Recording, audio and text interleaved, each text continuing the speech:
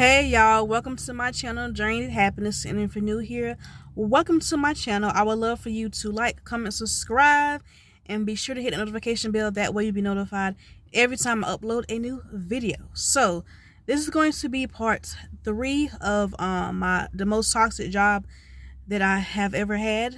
If you haven't watched part 1 or part 2, I highly recommend watching those as well, so you can get the whole picture of this job that I worked at for 3 years and how it was just a messed up job. So let me get right into it. I'm just going to give y'all some different situations. That way I'm not just rambling on and on and on, because I feel like I can ramble on a lot. So yeah. We're going to talk about Miss Morgan. Well, let me go back and say, I know I already told y'all about, they had came up with this rule. I think this was like after I worked there for like 8 months to a year, where they want us off the clock no later than 5 minutes after our shift is supposed to end. So, you know, I worked night shift 11 p.m. to 7 a.m.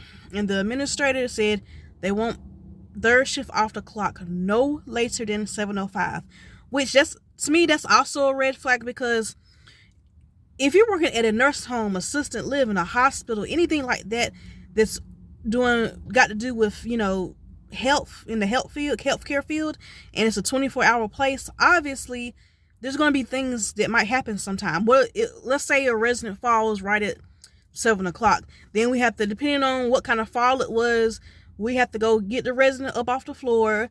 Somebody is supposed to evaluate them, the family member has to be called, stuff like that. So that's not always possible, you know what I'm saying?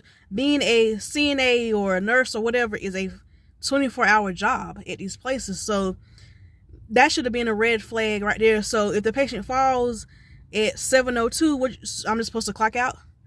You see what I'm saying? And as an administrator, she should know that. So that's another red flag. Like, and I'm saying, like, they were very strict about that. Because this place was very cheap. Like, they do not want to pay the employees 1 cent more than they have to. That's why.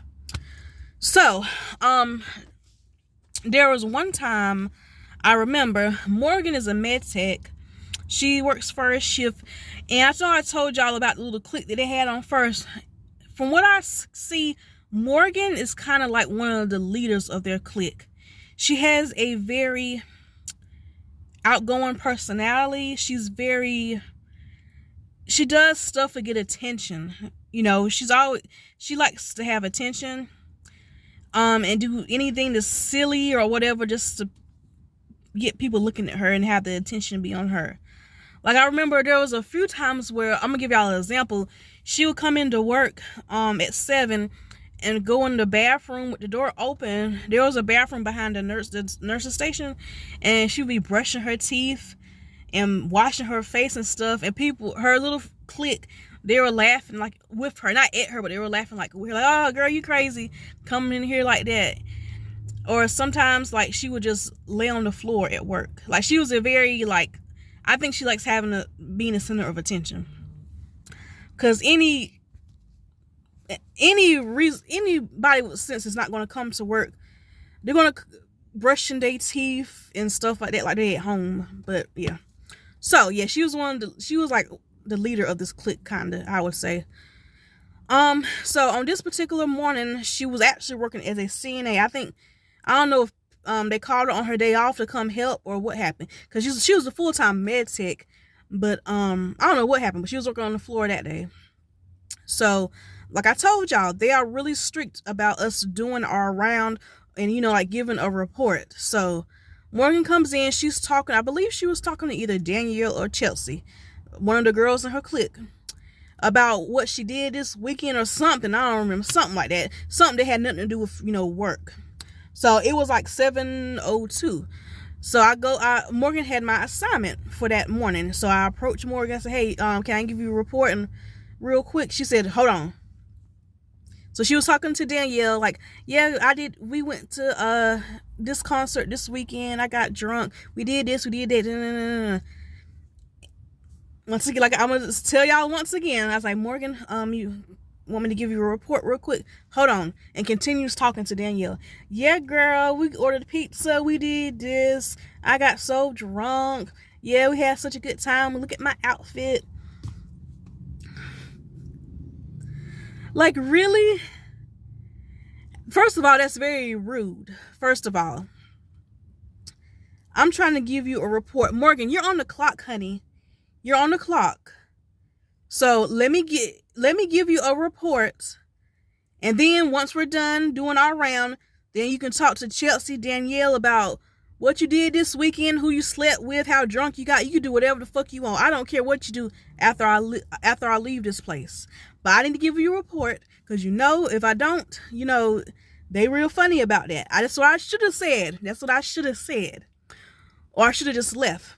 But after she's still continuing talking to Danielle, she's finally saying, okay, what's up? And Morgan, everybody knew about this rule about how they do not want you on that clock after 5 minutes after your shift is up. They do not want you on that clock. So I gave her a brief report. She didn't really want to do like a walking around, like where she checks people.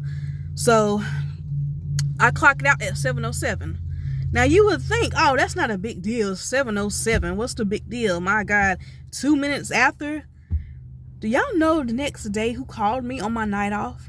Guess who called me? The administrator. Y'all, she had called me talking about, Juana, I see that you clocked out 7:07. Remember, I told y'all we don't want y'all y'all need to be clocked out by 7:05. Really sooner, but at least 7:05.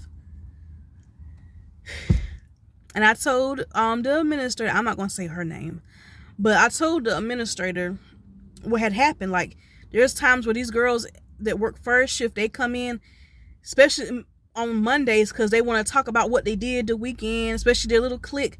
They want to talk about this, talk about that. I try to give them a report. Remember, I told y'all Tamika rolled her eyes at me and just stood there. Morgan wants to talk about who she slept with this weekend. So what you want? What do I want? I didn't say that. I didn't say those exact words to the administrator, but I was telling her how the reason I'm clocking out late is because they're not letting me give them report. They're ignoring me, they're ignoring me. And she was like, oh, well, I'll talk to them about it. I don't think she ever talked to them about it.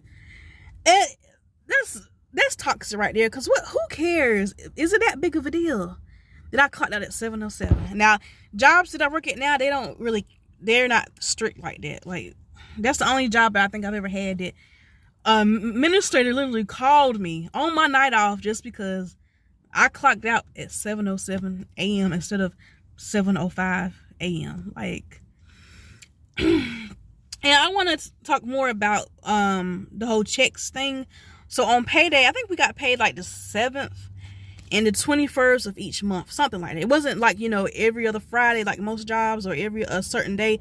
It was the 7th and I think the 21st or something like that of each month, right?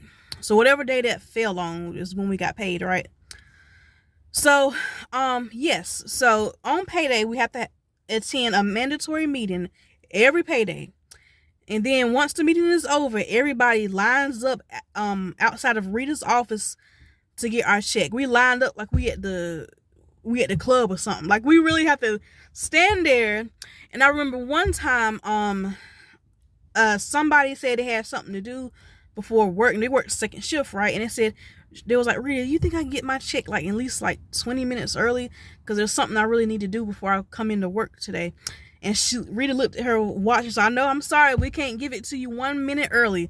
You gotta wait till 2 o'clock on the dot. Like, y'all, they would not give us our check not even 20 seconds early. If it was 1:59, you cannot step in the office and get your check. You have to wait till 2 o'clock. And then imagine, let's say you finally get there, and if you're in the back of the line, you in trouble. And because you gotta wait that long just to get your check. Like, really?